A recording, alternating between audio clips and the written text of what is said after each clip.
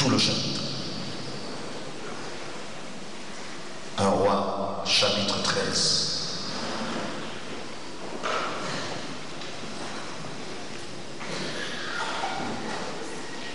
Si vous avez une Bible, tenez-vous debout, ouvrez-la avec moi dans 1 Roi 13, nous allons ensemble lire la parole de Dieu.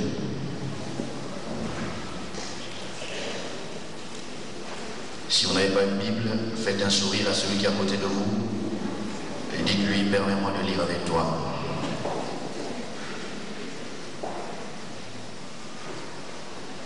La Bible déclare dans 1 Roi chapitre 13, « Voici un homme de Dieu arriva de Juda à Béthel par la parole de l'Éternel pendant que Jéroboam se tenait dans l'autel pour brûler des parfums. Il cria contre l'autel par la parole de l'Éternel et il dit, « Autel, autel, ainsi parle l'Éternel. Voici, il naîtra un fils à la maison de David.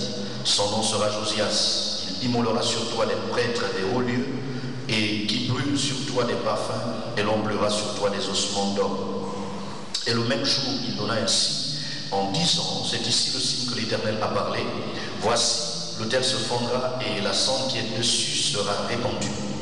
Lorsque le roi entendit la parole que l'homme de Dieu avait crié contre l'autel de Béthel, il avança la main de dessus l'autel en disant, saisissez-le. Et la main que Jéroboam avait étendue contre lui devint sèche et il ne put la ramener à soi. L'autel se fendit et la cendre qui était dessus fut répandue selon le signe qu'avait donné l'homme de Dieu par la parole de l'Éternel. Alors le roi prit la parole et dit à l'homme de Dieu, implore l'Éternel ton Dieu et prie pour moi afin que je puisse retirer ma main. L'homme de Dieu implora l'Éternel et le roi put retirer sa main qui fut comme auparavant. Le roi dit à l'homme de Dieu, entre avec moi dans la maison, tu prendras quelque nourriture et je te donnerai un présent. L'homme de Dieu dit au roi, quand tu me donnerais la moitié de ta maison, je n'entrerai pas avec toi, je ne mangerai point de pain et je ne boirai point d'eau dans ce lieu-ci. Car cet homme m'a été donné par la parole de l'Éternel. Tu ne mangeras point de pain et tu ne boiras point d'eau et tu ne prendras pas à ton retour le chemin par lequel tu seras allé. Et il s'en alla par un autre chemin. Il ne prit pas à son retour le chemin par lequel il était venu à Béthel. Verset 11. Or, il y avait un vieux prophète qui demeurait à Béthel. Ses fils vinrent lui raconter toutes les choses que l'homme de Dieu avait faites à Béthel ce jour-là et les paroles qu'il avait dites au roi. Lorsqu'ils eurent entendu, ils faire récit à leur père, il leur dit, par quel chemin s'en est-il allé? Ses fils avaient vu par quel chemin s'en était allé l'homme de Dieu qui était venu de Juda. Et il dit à ses fils, scellez-moi là. Ils lui scellèrent là et il monta dessus. Il alla auprès de l'homme de Dieu et il le trouva assis sous un térébinthe. Il lui dit, es-tu l'homme de Dieu qui est venu de Juda? Il répondit, je le suis. Alors il lui dit, viens avec moi à la maison et tu prendras quelque nourriture. Mais il répondit, je ne puis retourner avec toi ni entrer chez toi. Je ne mangerai point de pain et je ne boirai point d'eau avec toi en ces lieux-ci. Car il m'a été dit par la parole de l'Éternel, tu n'y mangeras point de pain et tu n'y boiras point d'eau et tu ne prendras pas à ton retour le chemin par lequel tu seras allé. Et il lui dit, moi aussi je suis prophète. Quelqu'un dit, moi aussi je suis prophète comme toi. Et non, je m'en parlais de la part de l'Éternel et m'a dit, ramène-le avec toi dans ta maison et qu'il mange du pain et boive de l'eau. Il lui mentait. Quelqu'un dit, il lui mentait. Quelqu'un dit, il lui mentait. L'homme de Dieu retourna avec lui et il mangea du pain et but de l'eau dans sa maison. Comme ils étaient assis à table, la parole de l'Éternel fut adressée au prophète qui l'avait ramené et il cria à l'homme de Dieu qui était venu de Juda. Ainsi parle l'Éternel, parce que tu as été rebelle à l'ordre de l'Éternel et que tu n'as pas observé le commandement que l'Éternel ton Dieu t'avait donné, parce que tu es retourné et que tu as mangé du pain et bu de l'eau dans le lieu dont il t'avait dit, tu n'y mangeras point de pain et tu n'y boiras point d'eau, ton cadavre n'entrera pas dans le sépulcre de tes pères. Quand le prophète qui l'avait ramené eut mangé du pain et qu'il eut bu de l'eau, il scella là pour lui. L'homme de Dieu s'en alla et il fut rencontré dans le chemin par un lion qui le tua. Son cadavre était étendu dans le chemin, l'âne resta près de lui et le lion se tint à côté du cadavre. Et voici, Des gens qui passèrent virent le cadavre étendu dans le chemin et le lion se tenant à côté du cadavre. Et ils en parlèrent à leur arrivée dans la ville où demeurait le vieux prophète. Lorsque le prophète qui allait ramener du chemin l'homme de Dieu l'eut appris, il dit, c'est l'homme de Dieu qui avait été rebelle à l'ordre de l'Éternel et au lion qui l'a déchiré et l'a fait mourir selon la parole que l'Éternel lui avait dite. Puis s'adressant à ses fils, il dit, scellez-moi là, ils le scellèrent. Et il partit, il trouva le cadavre étendu dans le chemin, et l'âne et le lion qui se tenaient à côté du cadavre. Le lion n'avait pas dévoré le cadavre et n'avait pas déchiré l'âne. Le prophète releva le cadavre de l'homme de Dieu, le plaça sur l'âne et le ramena, et le vieux prophète rentra dans la ville pour le pleurer et pour l'enterrer. Il mit son cadavre dans le sépulcre et l'on pleura sur lui en disant, hélas, mon frère. Après l'avoir enterré, il dit à ses fils, quand je serai mort, vous m'enterrerez dans le sépulcre et enterrez l'homme de Dieu. Vous déposerez mes os à côté de ses os, car elle s'accomplira. La parole qu'il avait criée de la part de l'Éternel contre l'autel de Béthel et contre toute la maison, les maisons des hauts lieux qui sont sur les villes de Samarie. Après cet événement, Jéroboam se détourna point de sa mauvaise voie. Il créa de nouveau des prêtres, des hauts lieux, pris parmi tout le peuple. Quiconque en avait le désir, il le consacrait prêtre des hauts lieux. Ce fut là une occasion de péché pour la maison de Jéroboam, et c'est pour cela qu'elle a été exterminée et détruite de dessus la face de la terre. Si tu crois que c'est la parole de Dieu, dis Amen. Amen. Tu peux t'asseoir. Par la grâce de Dieu, nous avons initié quelques commentaires. Nous avons partagé quelques pensées le mercredi à propos de l'autel de Béthel. Un autel qui, à l'origine, était dédié à l'Éternel, consacré à l'adoration de son nom. Mais à cause de la séduction dans le cœur de Jéroboam, roi d'Israël, ce dernier ayant décidé d'adorer d'autres dieux, notamment Baal, Astarté, Dagon et tous les autres dieux de la Syrophénicie, va donc changer l'usage initial de cet autel pour en faire un autel non plus dédié à l'Éternel, mais un autel dédié aux idoles. Et pour se faire aider dans cette pratique, il va choisir dans le peuple les gens qui adoraient Baal et qui voulaient être ses serviteurs ou alors ses prêtres. Et la Bible déclare, il va de sa poche payer ces gens-là pour offrir le culte à Baal. Mais ce culte devait être pratiqué sur l'autel qui au départ était dédié à l'Éternel. Pendant que je méditais cette histoire, je me suis rendu compte, bien aimé, que cette histoire n'est pas tellement différente de l'histoire de nos familles, de l'histoire de nos tribus, de l'histoire de nos clans, de nos villages. La plupart du temps, certains ont eu la grâce de rencontrer des missionnaires, qu'ils soient catholiques, protestants, je ne sais pas ce qui est le plus important. Mais toujours est-il que ces missionnaires leur ont parlé en s'appuyant sur la Bible d'un Dieu unique que l'on pouvait atteindre par Jésus-Christ.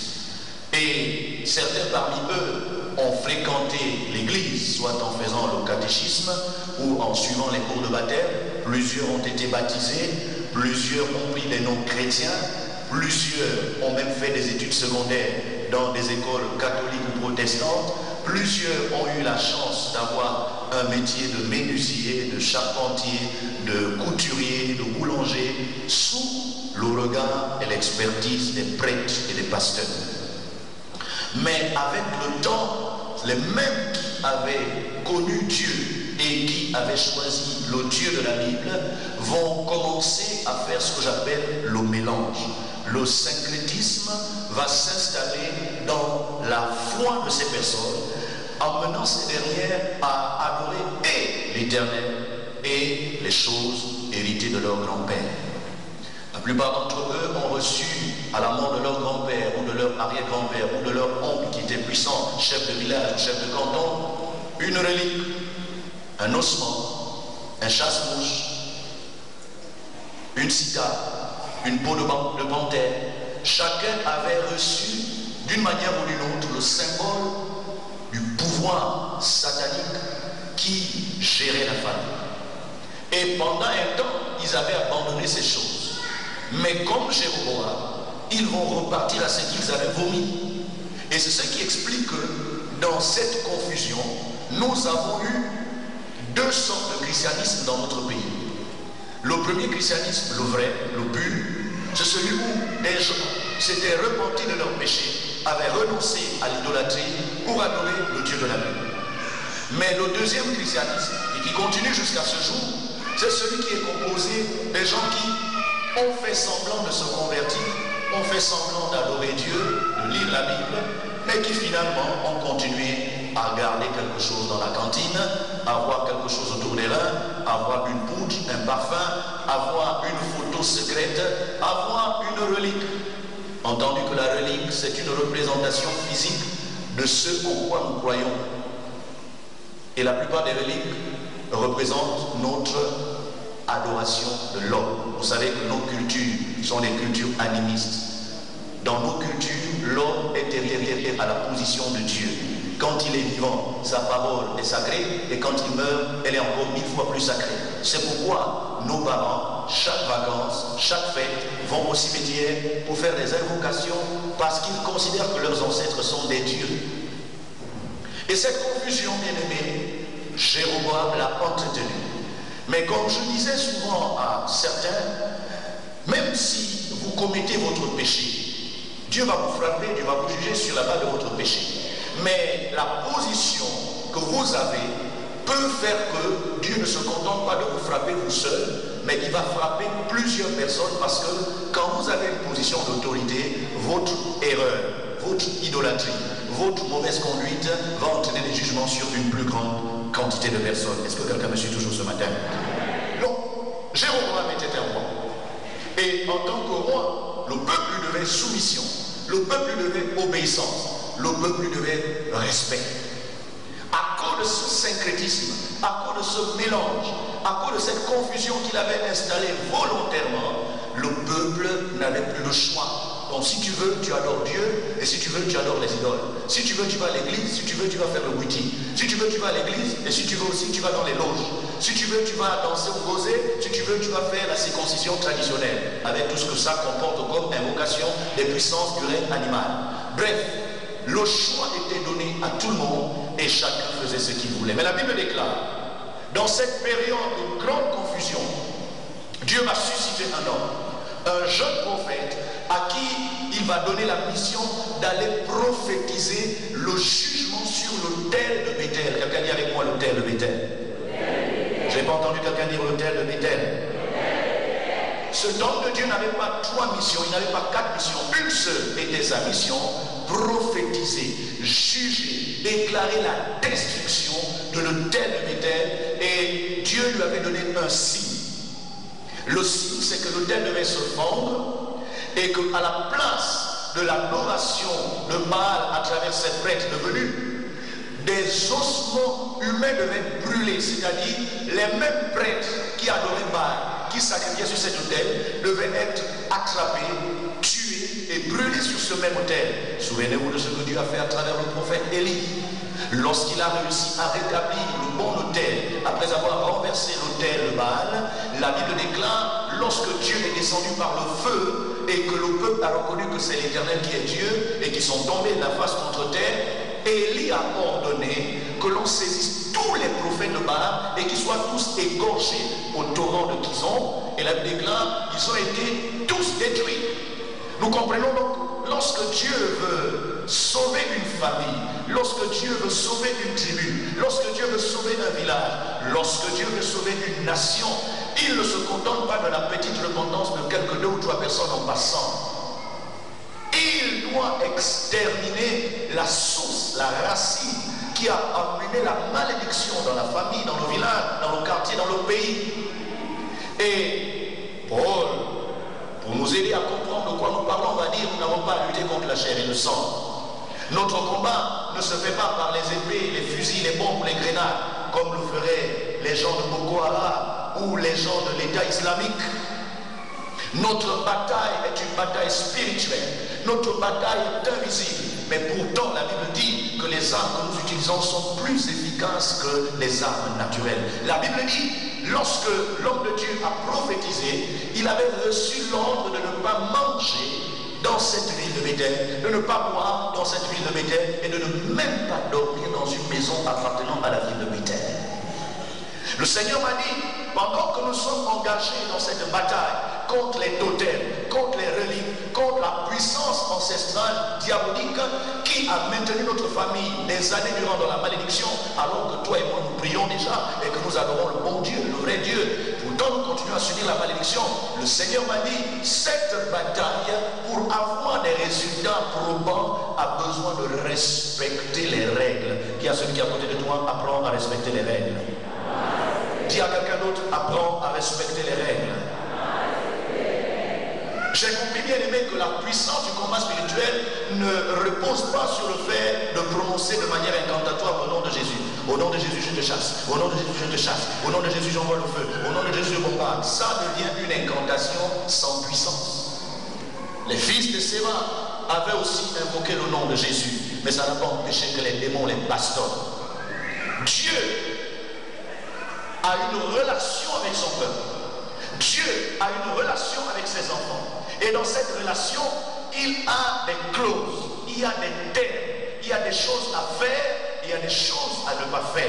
Lorsque nous ne respectons pas les clauses de cette alliance et de ce contrat, même si nous passons toute une nuit à invoquer le nom du Seigneur et le feu de Dieu, malheureusement, les démons et les sorciers continueront à faire la pluie et le beau temps dans notre vie.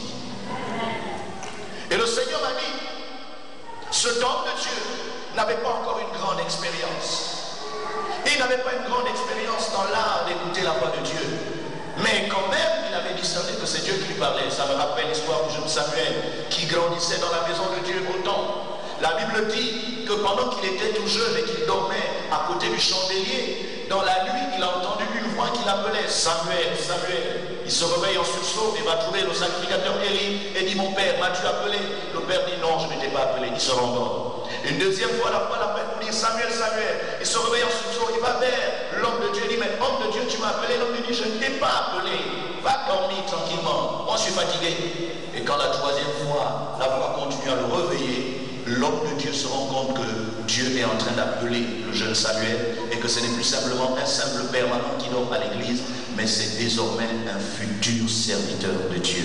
Bien-aimés, parfois nous ne comprenons pas la voix de Dieu, nous ne comprenons pas la volonté de Dieu, nous ne savons pas ce que le Seigneur essaie de nous transmettre comme message et nous nous efforçons de faire selon la lumière qui est la nôtre. Pour autant, nous avons besoin d'être affermis dans la compréhension de la volonté de Dieu. Pourquoi? Parce que quand viendra la séduction, quand viendra la ruse de l'ennemi, quand viendra la tromperie et la fourberie, et quand viendra la manipulation de ceux qui connaissent le monde spirituel satanique, je ne sais pas sur quelle base tu vas t'appuyer pour pouvoir te défendre. Samuel a besoin d'affermir sa capacité, d'aiguiser sa capacité de l'écoute de la voix de l'Éternel. Mais l'homme de Dieu avait réussi à savoir que c'est Dieu qui lui a parlé, mais il n'avait pas une grande expérience. C'est pourquoi il a brillamment obéi en allant prophétiser contre le terre de Béthel. Sauf que quand il prophétise, ce même Jéroboam qui était derrière tout ce désordre spirituel assiste à distance et il estime qu'au nom de son autorité et de sa position, personne n'a le droit de renverser son business. Pendant que je suis en train de parler, ça te rappelle les hommes, les femmes dans ta famille, dans ton quartier, dans ton village, dans ta nation, qui estiment que sans eux, tu n'as pas le droit de prospérer, sans eux, tu n'as pas le droit de te marier, sans eux, tu n'as pas le droit d'avoir un bon travail, sans eux, tu n'as pas le droit d'avoir ta maison, sans eux, tu n'as pas le droit de prospérer. C'est eux qui décident si tu dois te marier ou pas, et même avec qui tu dois te marier. Bien-aimé, les hommes forts ont existé et existeront toujours jusqu'au retour du Seigneur Jésus. Jéroboam dit non, je te respecte homme de Dieu, mais je ne te donne pas le droit de venir détruire ce qui fait mon business. C'est là que je puise ma force. J'ai besoin que tous ces gens-là adorent des faux dieux parce que cette confusion m'arrange. Cette confusion me permet d'opérer. Cette confusion me permet de continuer à faire mes choses tranquillement parce que Dieu n'étant pas pleinement savez, Dieu, la présence de Dieu dans une famille, dans un village, dans un pays, c'est un véritable contre-pouvoir face aux puissances des ténèbres. Donc quelqu'un ne m'a pas entendu.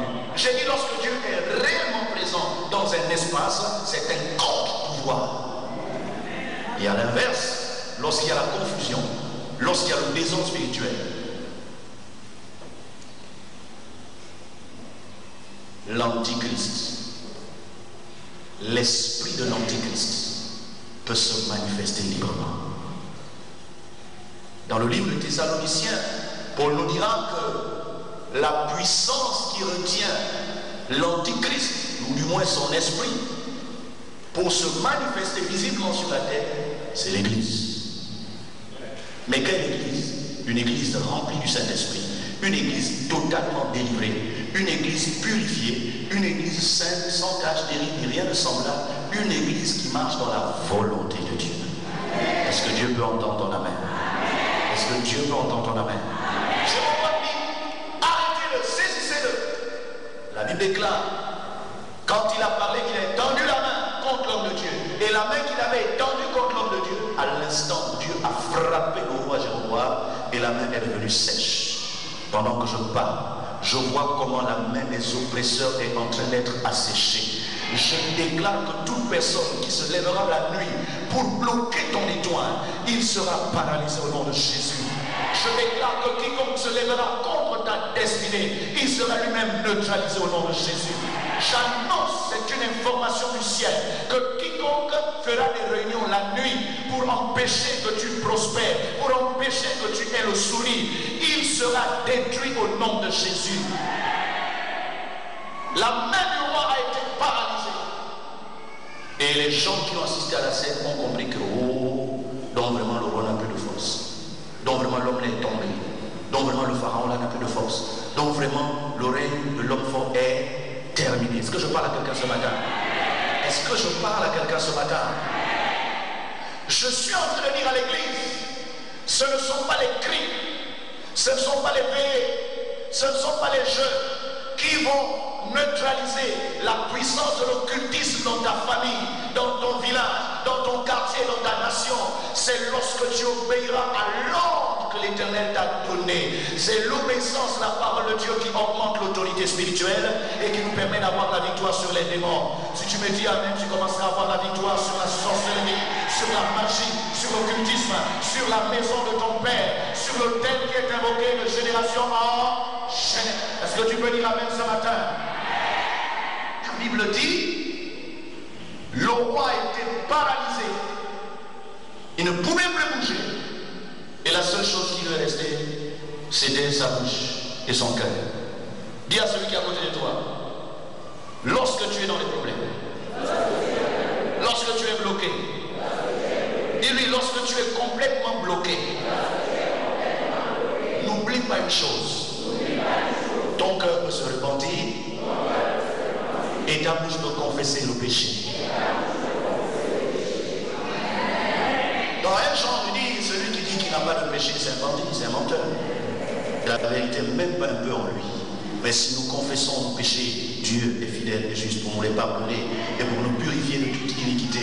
Je suis en train de dire à quelqu'un, parfois nous voyons le mal sur le sorcier, sur l'homme fort, mais il n'y a pas de malédiction qui puisse traverser la présence de Dieu. Si la malédiction a réussi à t'atteindre, c'est parce que tu as quelque part ouvert une porte. Et l'honnêteté voudrait que tu reconnaisses que quelque part tu as ta part de responsabilité dans ce qui est arrivé dans ta santé, dans ce qui est arrivé dans tes études, dans ce qui arrive à ton mariage, dans ce qui arrive à ton travail. Pendant que je parle, il y a un esprit de repentance et de prise de conscience qui est en train de s'installer en toi. La Bible déclare que l'Esprit de Dieu nous convaincra de péché, de justice et de jugement. Tu ne peux pas décoller, tu ne peux pas améliorer ta situation tant que tu fermes les yeux sur la réalité de ton péché. Ton péché n'est peut-être pas visible, ton péché n'est peut-être pas fait de manière à ce que les gens voient. Mais Dieu sonde les cœurs et les reins et il connaît ce qui est caché dans le cœur des hommes. Car la Bible déclare, c'est du dedans du cœur des hommes que sortent les mauvaises pensées, les méchancetés, les adultères, le mensonge, le vol, la haine, l'hypocrisie. C'est dans le fond du cœur. C'est là que tu vas prendre la résolution de régler ta situation. Avant d'en vouloir à quelqu'un, avant de demander à Dieu de juger que tu as obéi à la parole de Dieu qui déclare: nous sommes prêts à punir toute désobéissance lorsque votre obéissance sera parfaite. Dis à celui qui est à côté de toi: si tu veux que Dieu juge parfaitement tes ennemis, sois parfait dans ton obéissance. Dis à quelqu'un d'autre: si tu veux que tes ennemis soient correctement corrigés, sois correct dans ton obéissance. Est-ce que quelqu'un me reçoit ce matin? Est-ce que quelqu'un me reçoit ce matin? Le roi a reconnu qu'il était lui-même à l'origine de cette situation. Alors il demande que l'homme de Dieu implore Dieu. Vous ne pouvez pas demander à un pasteur de prier pour vous, de faire la délivrance, de faire la quena, de vous aider, quand vous-même vous n'êtes pas prêt à vous repentir, quand vous-même vous n'êtes pas prêt à changer, quand vous-même vous n'êtes pas prêt à reconnaître votre part de responsabilité. Et c'est ça mon problème avec les gens qui ont duré à l'église. Quand les gens ont trop duré à l'église, ils deviennent insensibles, ils ne craignent plus Dieu, ils se sentent tellement saints et tellement parfaits que même Dieu n'a plus rien à leur dire. Comment voulez-vous que le Seigneur vous donne la victoire lorsque quelque part il y a encore beaucoup de choses à me dire? Quelqu'un me suit? Quelqu'un me suit? Tu ne peux pas demander à l'homme de Dieu de t'aider quand toi-même tu n'es pas prêt à faire un pas. Et le pas commence par l'acceptation de ta responsabilité. À ce stade, je demande à quelqu'un de baisser la tête et de prier. Tu n'as pas besoin que ta femme écoute ce que tu dis. Tu n'as pas besoin que ton mari entende ce que tu dis. La Bible déclare: humiliez-vous sous la main puissante de Dieu afin qu'il vous élève au moment favorable.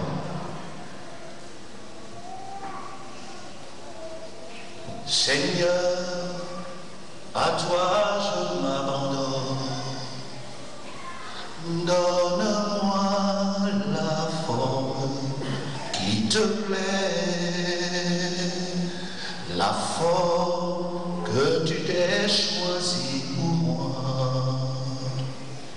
Je voudrais, Seigneur, la refléter.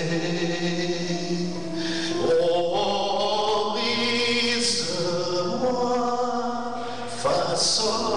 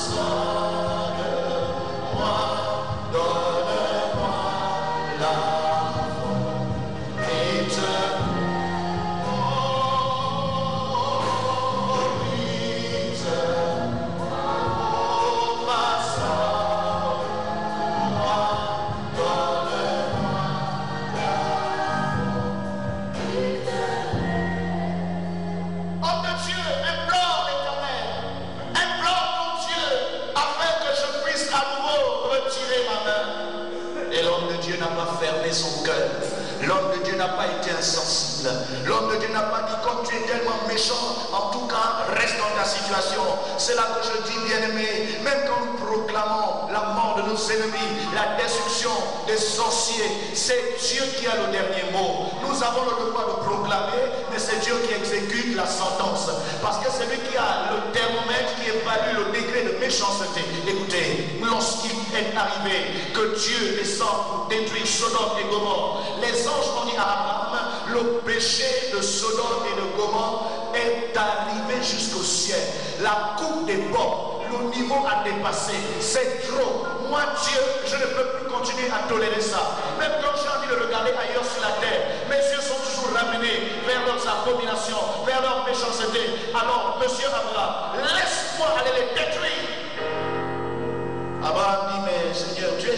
tu es bon. S'il y a 50 juste là-bas, est-ce que tu vas quand même détruire? Il dit, je ne vais pas détruire. Mais s'il n'y a que 20, est-ce que tu vas détruire? Je ne vais pas détruire. S'ils ne sont que 10, est-ce que tu vas détruire? Il dit, je ne vais pas détruire. Il dit, ah, mais aussi, il peut arriver qu'il n'y a qu'un seul. Et l'Éternel me dit par son ange, s'il n'y a qu'un seul juste, je ne détruirai pas. La Bible déclare que Dieu ne veut pas la mort du méchant, mais il veut que tout le monde parvienne à la repentance. La repentance, qui que tu sois, quel que soit ton niveau, quel que soit ton statut, quel que soit ton rang, quelle que soit ta richesse, quel que soit tes diplômes, quel que soit ton titre dans l'église, la repentance, pourquoi? Parce que c'est la repentance qui touche le cœur de Dieu, c'est la repentance qui ramonit le cœur de Dieu, c'est la repentance qui pousse Dieu à revenir de sa colère, à revenir de sa décision de destruction. Je parle à l'église ce matin pour dire, église, si tu ouvres ton cœur et si tu arrêtes de te comparer à ta soeur, à ton frère, à ton mari, à ta femme, à un ancien, à un diacre ou même au pasteur, si tu apprends à chercher Dieu de tout ton cœur, la Bible déclare, Dieu va ôter le cœur de pierre, il va changer le ciel des reins et il va transformer ce ciel en un ciel qui va laisser couler sur toi la pluie de la première et de l'arrière-saison. La Bible déclare, connaissons, cherchons à connaître l'Éternel. Sa venue est aussi certaine que celle de l'aurore. Il viendra pour l'église comme une pluie, comme la pluie du printemps qui arrose la terre. Je prophétise une rosée de connaissance de Dieu, une rosée de connaissance de Dieu, une rosée de connaissance de Dieu. Lorsque tu connaîtras ton Dieu d'église, aucun démon ne te touchera, aucune sorcellerie ne te touchera, aucun envoûtement ne te touchera, car la Bible déclare, l'enchantement n'a aucun pouvoir sur Jacob. Qui a dit amen ce matin? Est-ce que quelqu'un peut acclamer la parole de Dieu ce matin?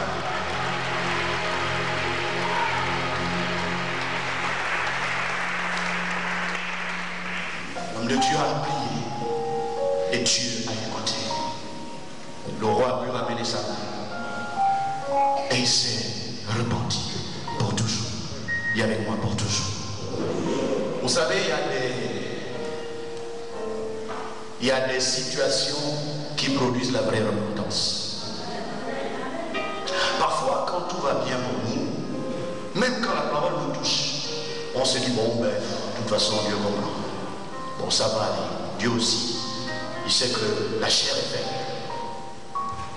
Mais la vérité, c'est que c'est quand tu passes par certaines difficultés, par certains problèmes, par certaines situations, c'est là que la repentance prend tout son sens. Pourquoi? Parce que tu n'as plus envie de revivre cela. Tu as dit de toute façon, que ce soit par crainte de Dieu ou par crainte de la souffrance, au moins tu vas te repentir. Est-ce que quelqu'un dit amen? Est-ce que je vous surprendrai si je vous dis que la plupart du temps, l'homme ne prie pas et l'homme ne respecte pas les commandements parce qu'il aime Dieu? L'homme craint et il craint Dieu et il respecte les 10 commandements parce qu'il a peur du châtiment. Dis à ton frère, c'est la vérité. Et souvent, quand on ne voit pas le châtiment, on n'a pas envie de se repentir. On a envie de changer. On n'a pas envie de revenir de ces mauvaises voies.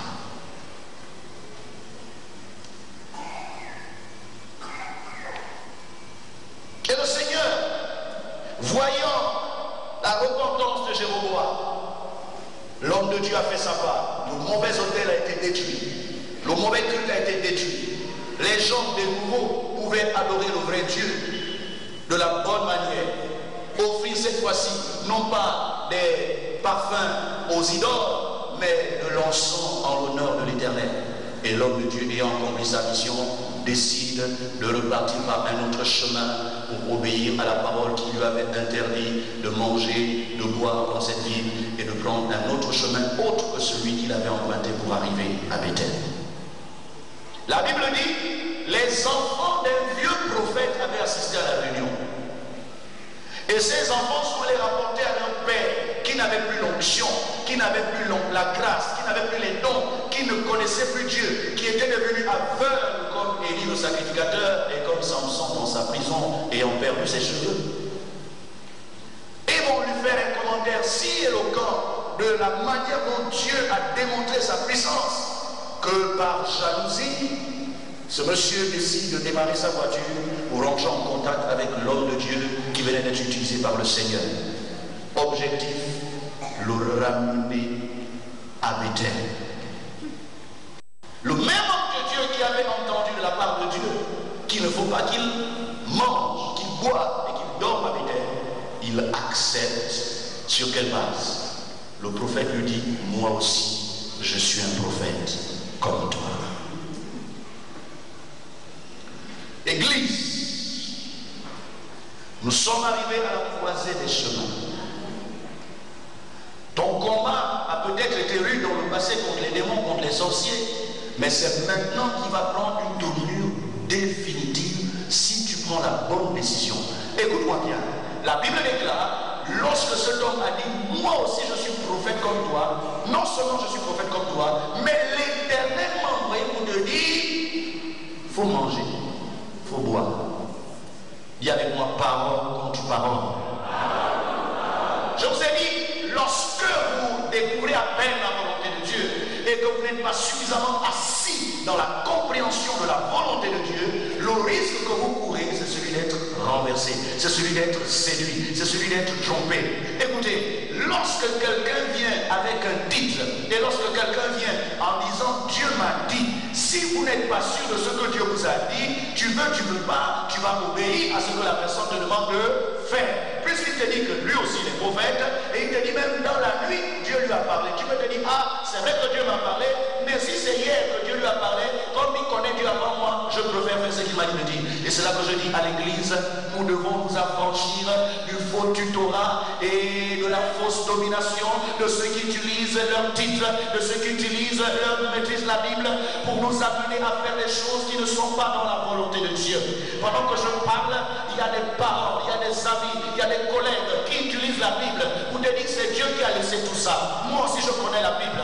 Moi je suis chrétien avant toi. Moi je prie avant toi. Moi je suis allé dans les églises de réveil avant toi. Si tu veux que ça marche dans ta vie, fais plutôt ceci, fais plutôt cela. Tu connais la volonté de Dieu, mais malheureusement tu n'es pas affermi dans cette volonté. Pourquoi l'Église doit apprendre? Pourquoi l'Église doit être enseignée? Pourquoi l'Église doit être engagée dans l'étude de la parole de Dieu? Parce que plus nous avançons vers le retour du Seigneur, plus les démons d'une autre catégorie seront lâchés sur nous et sur notre chemin avec l'objectif de refroidir la foi des enfants de Dieu. Est-ce que quelqu'un me suit? La Bible déclare, lorsque l'iniquité se sera accrue, l'amour du plus grand nombre diminuera. Tu venais d'accepter le Seigneur. C'est même toi qui ouvrais la porte de l'église les dimanches. Maintenant que tu es dans le Seigneur depuis 2 ans, 3 ans, tu es le dernier à venir au culte. Quand tu venais d'accepter le Seigneur, avant même que le culte ait fini, tu te levais et tu te mettais à genoux devant l'autel, prier, demander la. Maintenant, le pasteur va finir tous les versets pour te convaincre de quitter ta chaise pour venir prier. Quand tu venais d'accepter le Seigneur, tu n'avais même pas besoin qu'on te donne beaucoup de versets pour pouvoir s'aimer, pour pouvoir donner, pour pouvoir payer une dîme. Pour toi, c'était normal, c'était naturel, alors que tu ne connaissais pas beaucoup de versets. Mais qu'est-ce qui a changé? Ce n'est pas ta tête qui a changé, mais c'est plutôt l'état de ton cœur. La Bible déclare que quand l'iniquité domine, l'amour pour Dieu diminue. L'iniquité, c'est la tendance à faire le mal. C'est ce qui nous pousse à pécher. Le péché, c'est la transgression ponctuelle de la loi de Dieu. Mais ce qui me pousse toujours à transgresser, c'est ce que la Bible appelle l'iniquité. C'est pourquoi David a dit, oh Dieu, crée en moi un cœur pur, renouvelle en moi un esprit bien disposé. Quand quelqu'un est dans l'iniquité, son cœur n'est jamais pur et son esprit n'est jamais bien disposé. Il est toujours mal disposé, c'est-à-dire attiré vers le mal. Est-ce que quelqu'un me reçoit ce matin?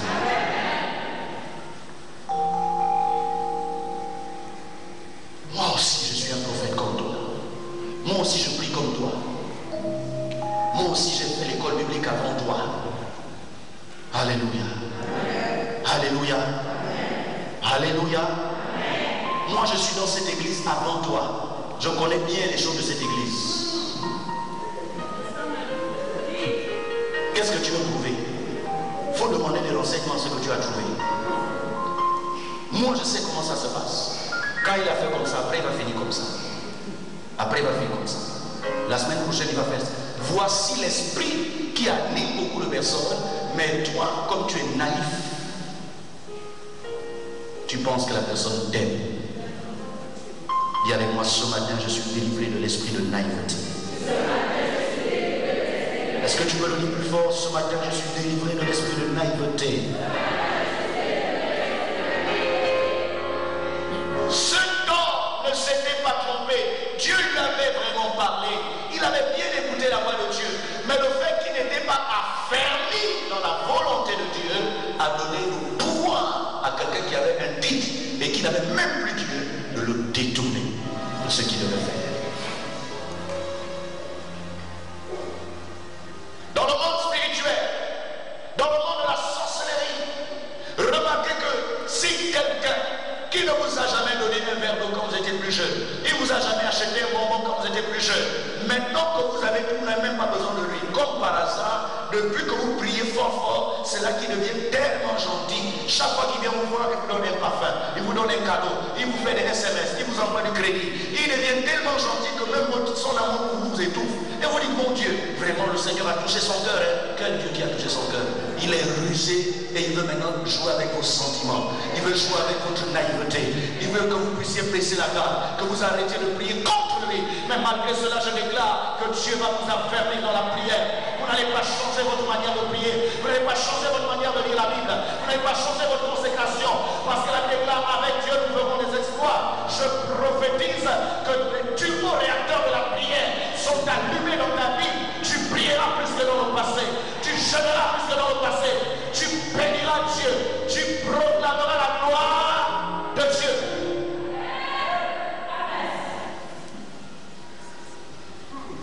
Si un cadeau, si l'argent que me donne un homme, une femme, un patron, un papa, un oncle, une tante, m'amène à diminuer ma vie de prière, ça veut dire que l'argent a été envoûté.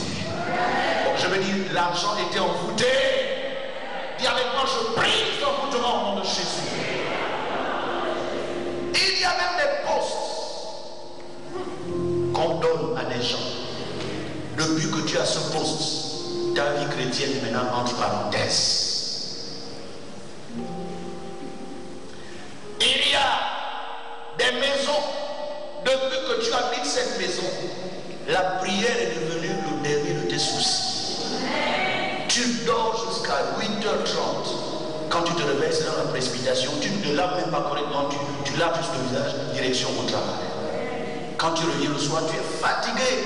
Quelle prière tu vas faire? Tu es déjà envoûté. Tu es déjà dans la bouteille. Mais ce matin, je brise toute forme d'envoûtement dans ta vie de prière. Je brise tout ce qui t'empêche de t'émanciper spirituellement. Est-ce que tu peux dire amen et tu reçois la délivrance? L'homme de Dieu, par politesse, non, mais par pure naïveté, accepte quand même dans la maison de ce vieux prophète. Un vieux prophète. Là, il déclare, on ne coupe pas un habit neuf avec un vieux tissu et on ne met pas le vin nouveau dans des vieilles outres. Toi, tu sais que ce monsieur-là, c'est un vieux prophète. Cette dame-là, c'est une vieille prophétesse. Cette sœur-là, c'est une vieille sœur. Cette maman-là, c'est une vieille maman. Ce chant-là, c'est un vieux chant. Cet ancien-là, c'est un vieux ancien. Ce pasteur-là, c'est un vieux pasteur. Ce docteur, c'est un vieux docteur.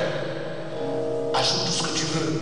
Mais ce que je veux que tu comprennes, c'est que quand quelqu'un n'est pas en phase avec ce que Dieu t'a dit, avec ce que Dieu veut que tu fasses, pour cet instant, il est vieux et tu dois combattre tout ce qui est vieux. Car pour détruire la malédiction de Jéricho, il a fallu que Élisée demande un plat neuf avec du sel et qu'il parte à la source des eaux. Je prophétise ce matin que tout ce qui est vieux sur ton chemin disparaît. Tu reçois un renouveau dans ta compréhension, le renouveau dans ta méditation, le renouveau dans ta compréhension de la volonté de Dieu. Tu es partagé entre est-ce qu'il faut épouser tel ou bien tel, parce que l'esprit de vieillesse est dans ton entendement. Je paralyse la vieillesse dans ta compréhension et je t'introduis dans la compréhension parfaite du plan de Dieu.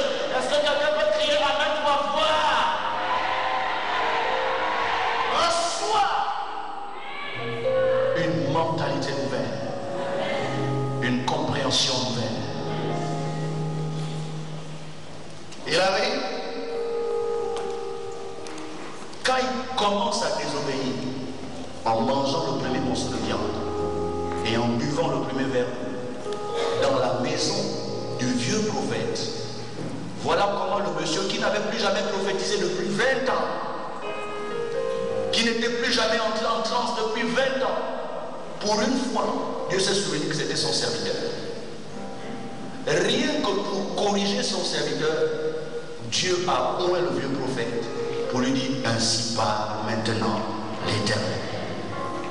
La journée, j'étais menti.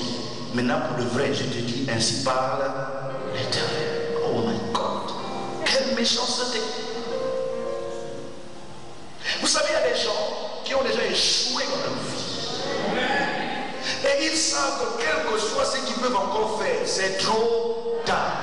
Ils ne pourront plus jamais avoir certaines opportunités. Mais ils savent que toi, tu as 2 doigts de cette opportunité. Tu as 2 doigts de ta réussite. Tu as 2 doigts d'une certaine victoire. Ils viennent avec leur histoire et ils te la plaquent. Parce qu'ils veulent que comme eux, ils ont échoué, toi aussi tu puisses échouer.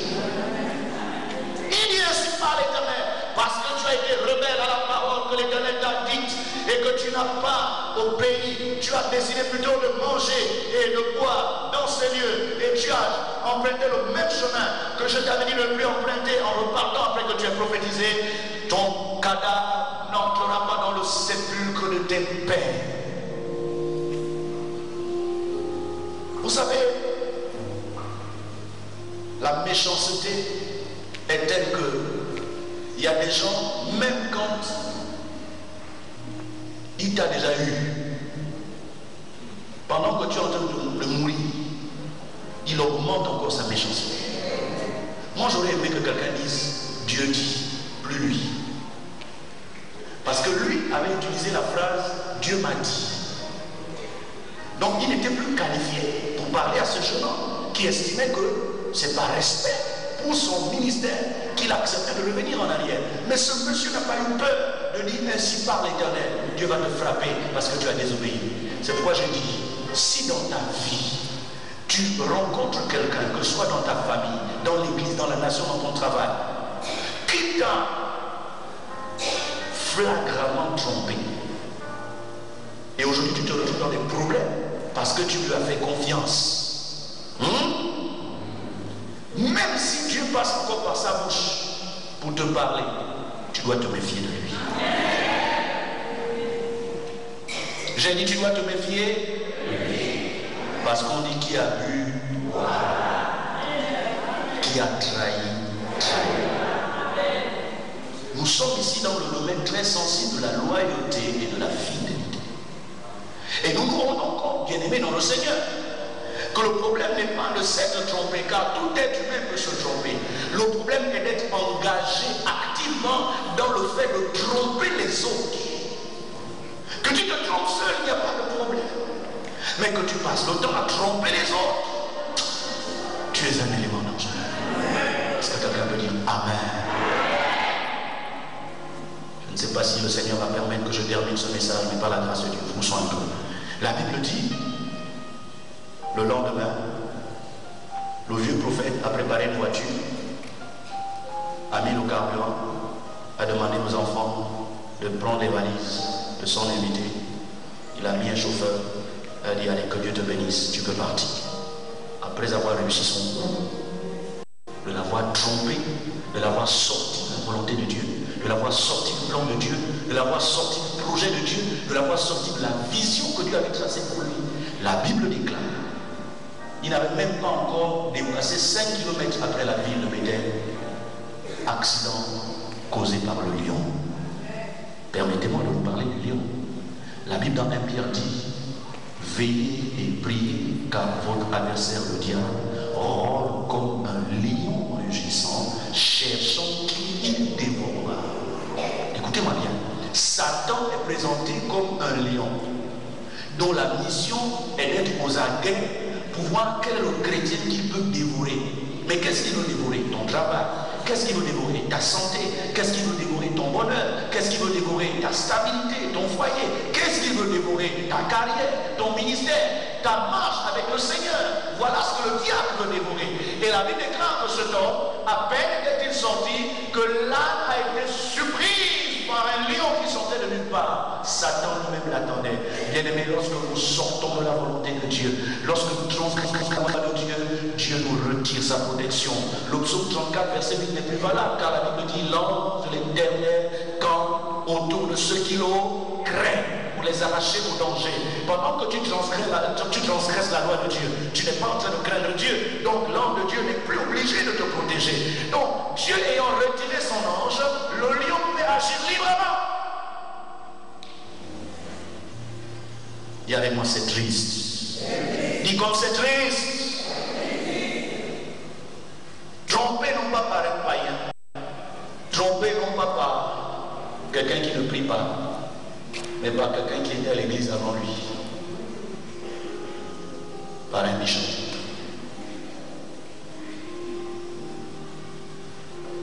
Et il y a des pasteurs qui ont été trompés par d'autres pasteurs. Il y a des évêques qui ont été trompés par d'autres évêques. Il y a des gens dont le sacerdoce était réellement sous l'influence du Très-Haut. Et puis on leur a donné des enseignements bizarres et ils sont allés exposer leur sacerdoce sous l'influence des cimetières, de la mer. Je connais des pasteurs dans ce pays qui vont au bord de la mer à minuit faire des choses.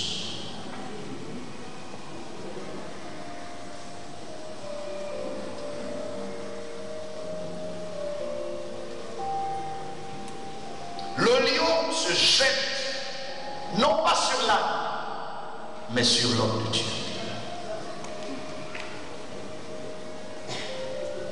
Vous savez, la Bible dit que lorsque la tempête a soufflé sur le navire dans lequel était Jonas, il y a eu des problèmes. Mais il leur a dit, si vous voulez avoir une bonne navigation, prenez-moi, jetez-moi dans l'eau, vous n'aurez plus de problème. Le problème, ce n'était pas là. Le lion n'avait aucun problème avec là. Le problème, c'était l'homme de Dieu qui avait perdu la protection. Et la Bible dit, lorsqu'il a été tué, le lion ne l'a pas déchiré.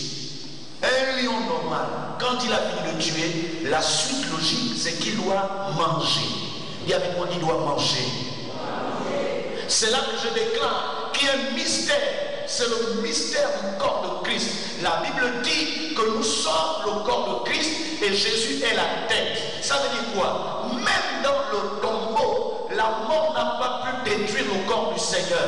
La Bible dit que le corps du Seigneur ne s'est pas décomposé, car il était impossible que la mort puisse le décomposer. C'est pourquoi je déclare, même si par les liens de la sorcellerie, même si par les liens de l'envoûtement et de la tromperie, on t'a injecté le venin de la mort, et pour les hommes et pour les sorciers, c'est fini. Tu ne peux plus te marier, tu ne peux plus travailler, tu ne peux plus avancer, tu ne peux plus servir Dieu. Je déclare que ce Dieu-là qui a empêché que le lion puisse dévorer le corps de l'homme de Dieu, il se lève ce matin en ta faveur pour empêcher que les sorciers qui t'avaient tué ne puissent te dépêcher pour manger les parties de ton corps. Je prophétise que ton corps est le temple de Dieu. Même dans la mort, il est le temple de Dieu. Même dans le séjour des morts, il est le temple de Dieu. Aucun sorcier ne touchera ta jambe.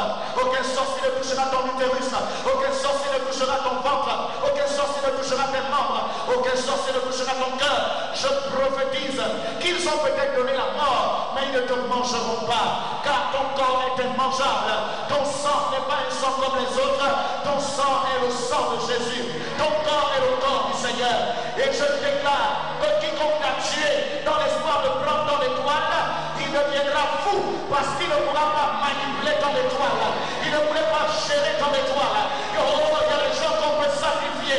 Il y a des gens qu'on peut avaler dans le serpent. Mais toi, tu es inavalable parce que le lion de la tribu de Juda habite en toi. Lorsque le lion de la tribu de Juda se lève en toi, tous les petits lions de la sorcellerie sont obligés de te regarder avec respect, sont obligés de te regarder avec admiration. La déclare que les lions dans la fosse où était Daniel ont contemplé Daniel, ils l'ont admiré, ils l'ont contemplé, ils ont dit mais c'est pas possible, une belle nourriture comme ça, pourquoi est-ce qu'on n'arrive pas à te manger? C'est quoi ton secret? Daniel leur a dit, depuis mon enfance, je n'ai pas cessé de respecter la loi de mon Dieu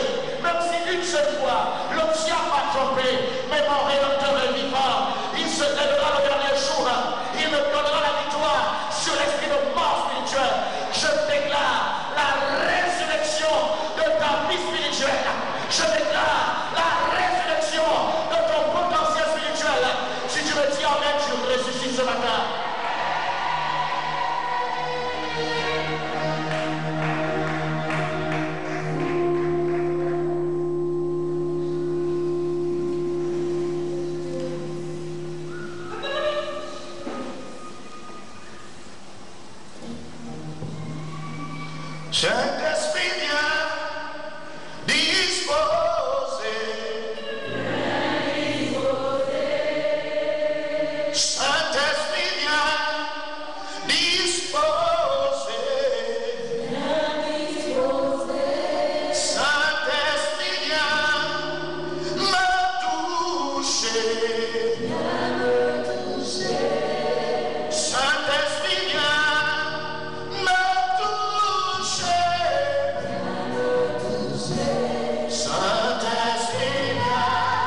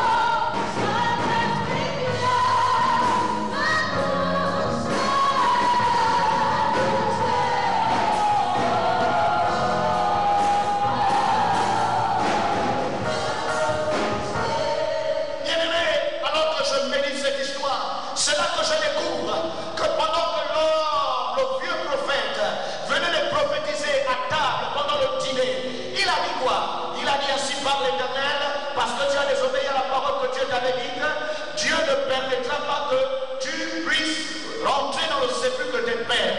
Tu vas mourir et tu ne connaîtras pas la même sépulture que tes pères.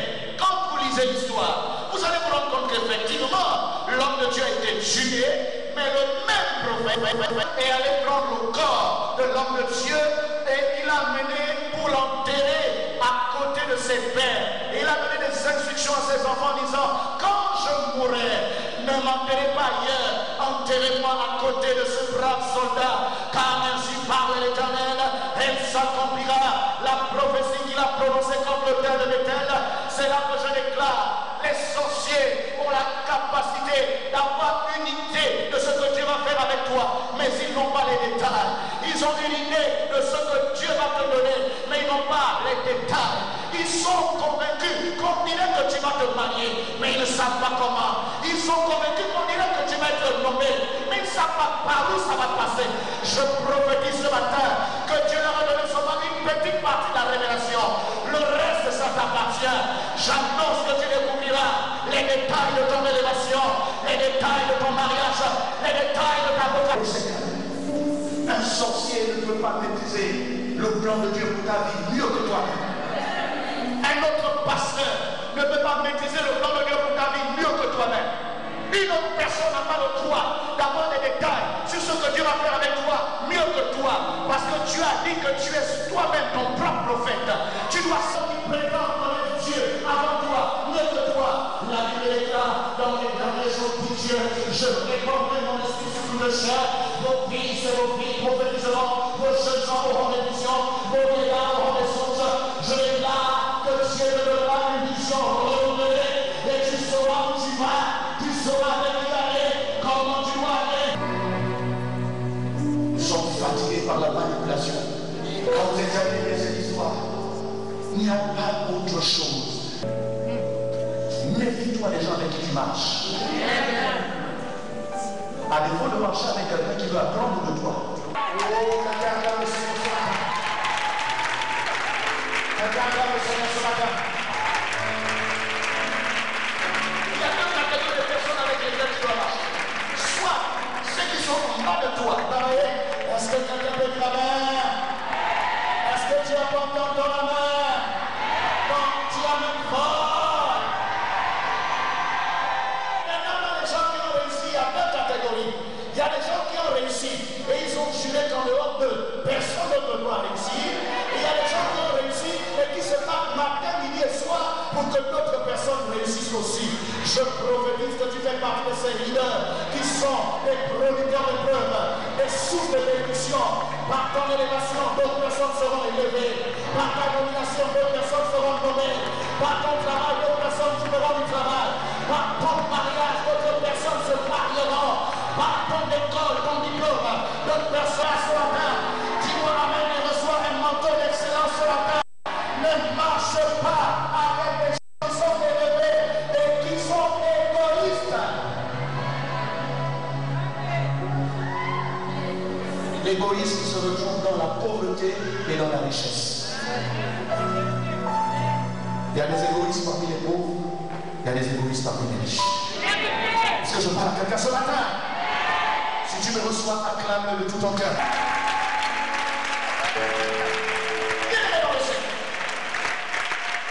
Il a pris le corps de l'homme de Dieu. Il donne des informations aux hommes forts de la famille, du village, du quartier, pour que tu ne puisses pas prospérer, pour que tu ne puisses pas te marier. Il croit qu'il te fait du mal. Mais ce qui est sûr, les mêmes personnes qui se sont réunies pour te détruire, ce sont les mêmes personnes que Dieu va utiliser pour te délivrer de leur complot. Quelqu'un sortira du lot, il viendra te donner de l'information. Quelqu'un sortira du lot, il viendra te dire fais attention. Toi ne va pas là-bas, demain ne va pas à cette réunion. Et quand tu vas voyager, ne t'assois pas à côté de telle personne. Parce qu'il y a un complot qui est préparé contre toi. Ma Bible déclare dans Ésaïe, si l'on forme des complots contre toi, cela ne viendra pas de moi, dit l'Éternel, car que 1000 pommes à tes côtés ou 10 000 à ta droite, tu ne seras pas atteint. De tes yeux tu regarderas, tu verras la rétribution des méchants. Je prophétise que tout complot ourli contre ta personne est déjoué au nom de Jésus. Est déjoué au nom de Jésus. Est déjoué au nom de Jésus. Est déjoué au nom de Jésus. Dis amen et sois délivré des complots. Dis amen et tu sors des complots. Dis amen et tu es libre des complots.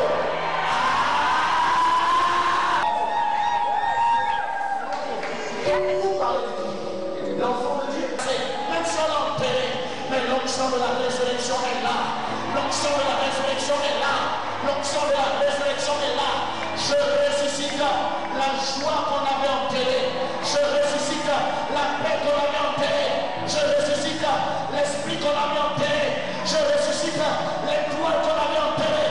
Je ressuscite ton ventre qu'on avait enterré. Je ressuscite ton travail qu'on avait enterré. Je ressuscite ton commerce. Je ressuscite tes affaires. Reçois la grâce que mon Dieu te ressuscite. Que mon Dieu te ressuscite. Dis amen et tu reçois. La Bible est claire. Les barbares ont changé d'avis au sujet de Paul. Les mêmes qui ont souhaité ta mort changent d'avis à ton sujet. Tous ceux qui souhaitaient ta chute changent d'avis à ton sujet. Tous ceux qui souhaitaient ton humiliation changent d'avis à toi. On dit amen et il change. Dis amen et il change ce matin. Lève-toi et dis amen. Lève-toi et dis amen. Lève-toi et dis amen.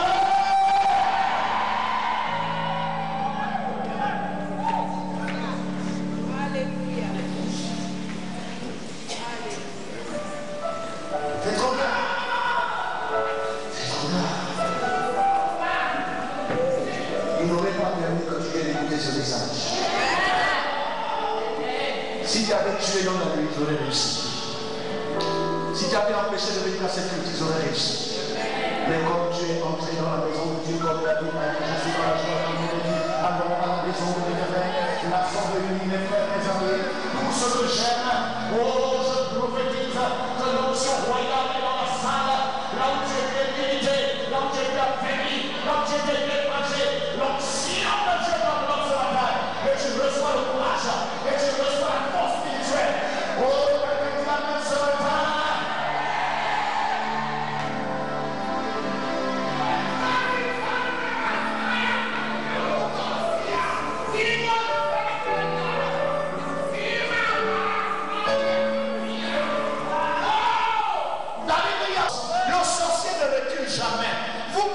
Des sorciers. Vous qui vous dites non quand même, il faut avoir pitié. Dieu a dit bénissez. La Bible dit Jéroboam, malgré tous ces miracles, ne se détournera pas de ses mauvaises voies. Je prophétise l'endurcissement du cœur de l'homme fort qui est contre ton bonheur. Parce que pendant qu'il est endurci, il est en train de préparer son entrée dans la mer rouge. Je déclare qu'il te suivra dans la mer rouge. Toi tu sortiras de la mer et il restera. Toi tu sortiras et il restera. Toi tu sortiras et il restera. Toi tu sortiras et il restera. Toi tu sortiras et il restera. Toi tu sortiras et il restera. Et avec moi il restera. Il restera dans la mer rouge. Et toi il restera dans la mer rouge. Et avec moi ce matin, sorcier de ma famille, sorcier de mon quartier, sorcier de ma tribu, sorcier de mon clan, sorcier de mon village, sorcier de mon pays, ce matin, tu restes dans la mer rouge, dans la mer rouge, dans la mer rouge, dans la mer rouge, dans la mer rouge, dans la mer rouge. Proclame la chute de Pénon, la chute de son corps. Il enterre, plonge-les dans les lacs de l'eau bouillie. Si tu avais géré dans le lac, lui-même il restera dans le lac. Si le lac, il reste dans le lac. Si tu as géré dans la mer, il reste dans la mer. Si tu as géré dans la forêt du Carmestérias, il reste dans la forêt. C'est maintenant.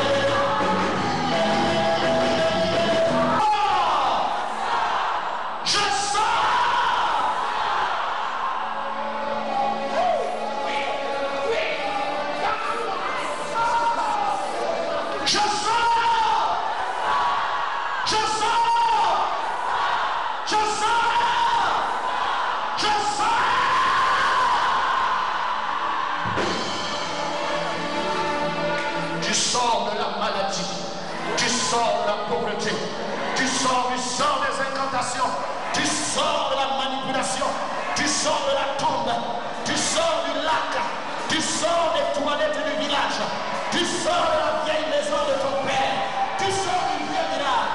Je sors, je sors.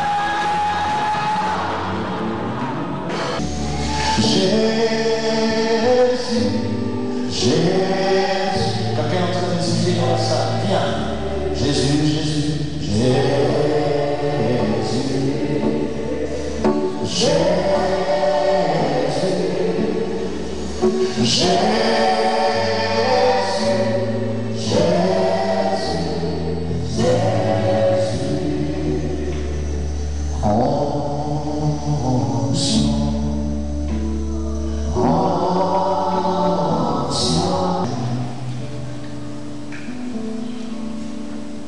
ne change pas avec votre âge.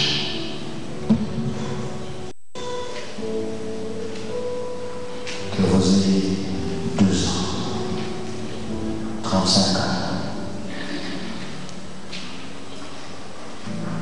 ou 70 ans. Dieu vous aime. Et c'est un amour réel, profond.